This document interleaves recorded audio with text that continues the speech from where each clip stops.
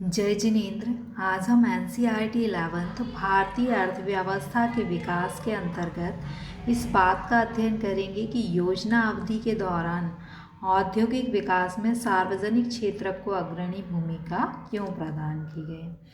Question में आपसे ये पूछा गया है कि औद्योगिक विकास में निजी क्षेत्र भी योगदान दे सकता है और सार्वजनिक यानी सरकारी क्षेत्र भी योगदान दे सकता है, परंतु सार्वजनिक क्षेत्र को ही योजना अवधि में औद्योगिक विकास के लिए अग्रणी भूमिका क्यों दी गई। देखिए, जब हमारा देश स्वतंत्र हुआ था तो निजी लोगों के पास इतने पैसे तो नहीं थे कि वो बड़ी बड़ी उद्योगों की स्थापना कर पाए, इसलिए सरकारी क्षेत्र में औद्योगिक विकास की भूमिका सार्वजनिक क्षेत्र को दी गई। इसके अलावा भी कई कारण थे, हम देखते हैं। तो औद्योगिक विकास में सार्वजनिक क्षेत्र यानी सरकारी क्षेत्र को अग्रणी भूमिका क्यों प्रदान की गई। पहला, बुनियादी ढांचे के विकास के लिए। जो निजी क्षेत्र था उसके पास इतने पैसे नहीं होते थे कि वह सड़क जो है, पुल हैं, जैसे आधारभूत ढांचे, सिंचाई सुविधा, विद्युत व्यवस्था, आधारभूत बुनियादी ढांचे का विकास कर सके। तो निजी क्षेत्र को की जगह सार्वजनिक क्षेत्र को भूमिका प्रदान की गई, क्योंकि सार्वजनिक क्षेत्र के पास इतनी पूंजी थी कि वो बुनियादी ढांचे को खड़ा कर सकती थी। पिछड़े क्षेत्रों के विकास के लिए यदि मान लीजिए कि निजी क्षेत्र को औद्योगिक विकास का दायित्व निजी क्षेत्र पर डाला जाता, तो परिणाम स्वरूप क्या होता है कि निजी क्षेत्र तो केवल लाभ के लिए काम करता है, तो वह उद्योगों की स्थापना वहीं करता जहाँ की लाभ मिलता, तो पिछड़े क्षेत्र पिछड़े ही रह जाते। सरकार अगर स्थापना करती है तो वह पिछड़े क्षेत्रों में भी उद्योगों की स्थापना करती है, औद्योगिक विकास के लिए प्रयास करती है। बचत को जुटाने और विदेशी मुद्रा अर्जित करने। सरकारी क्षेत्र में जिन उद्योगों की स्थापना होती है उनमें मितव्ययितापूर्ण संचालन किया जाता है, जिससे कि विदेशी मुद्रा अधिक से अधिक अर्जित की जा सके और कोष को बढ़ाया जा सके। विदेशी मुद्रा अर्जित करने के लिए औद्योगिक क्षेत्र में विविध प्रकार की वस्तुओं का उत्पादन किया जाता है। फिर है आर्थिक विकास, आर्थिक शक्ति के केंद्रीकरण को रोकने के लिए। यदि मान लीजिए कि निजी क्षेत्र में उद्योगों की स्थापना होती तो उन्हें जो लाभ होता वह लाभ जो है उसको जनता को वितरित नहीं करती, बल्कि लाभ जो है वो उद्योगपतियों के पास रह जाता और आर्थिक शक्तियाँ जो हैं वो केंद्रित होने लगती।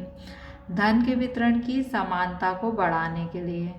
धन के वितरण की पहले हम असमानता देखते हैं तो समानता समझ में आएगी। असमानता यानी एक व्यक्ति के पास सब धन है और बाकी लोग गरीब हैं, या कुछ लोगों के पास अधिकांश धन है और बाकी लोग गरीब हैं, तो असमानता। और सभी लोगों के पास बराबर धन है तो वो क्या है, समानता। तो हमारे देश में जब देश स्वतंत्र हुआ था तो असमानता अधिक थी, तो धन के वितरण की समानता को बढ़ावा देने के लिए सरकार ने औद्योगिक क्षेत्र को अपने हाथ में लिया। नहीं तो बड़े उद्योगपति जो हैं यदि उद्योगों की स्थापना करते तो धन का केंद्रीयकरण हो जाता उनके पास और बाकी लोग गरीब रह जाते, धन का वितरण असमान हो जाता। फिर रोजगार के अवसर प्रदान करने के लिए यदि सरकारी क्षेत्र में उद्योगों की स्थापना होती है या उद्योगों के विकास का दायित्व सरकार के पास होता है, तो सरकार सभी लोगों को समान रूप से रोजगार बिना भेदभाव के प्रदान करती है और रोजगार में वृद्धि होती है।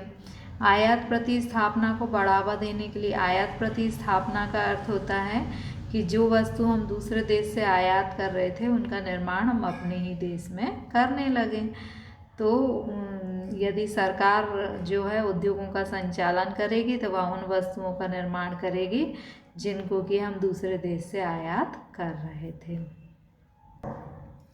Why was public sector gave a leading role in industrial development due to planning period? Planning period में इंडस्ट्रियल डेवलपमेंट में पब्लिक सेक्टर को लीडिंग रोल क्यों दिया गया।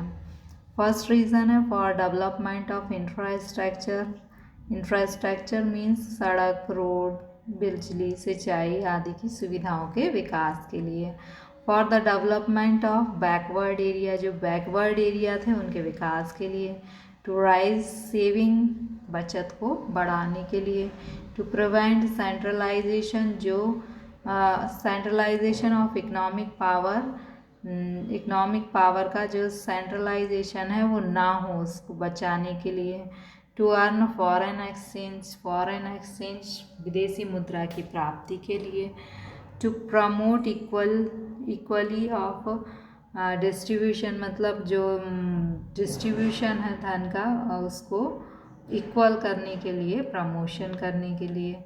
टू प्रोवाइड एम्प्लॉयमेंट, लोगों को एम्प्लॉयमेंट प्रोवाइड करने के लिए। टू प्रमोट इम्पोर्ट सब्स्टिट्यूशन, जो वस्तुएं हम दूसरे देश से इम्पोर्ट करते हैं उनका सब्स्टिट्यूट अपने ही देश में बना सकें। तो ये सारे रीज़न थे जिनके कारण इंडस्ट्रियल डेवलपमेंट में पब्लिक सेक्टर को लीडिंग रोल प्रदान किया गया। Okay, thank you.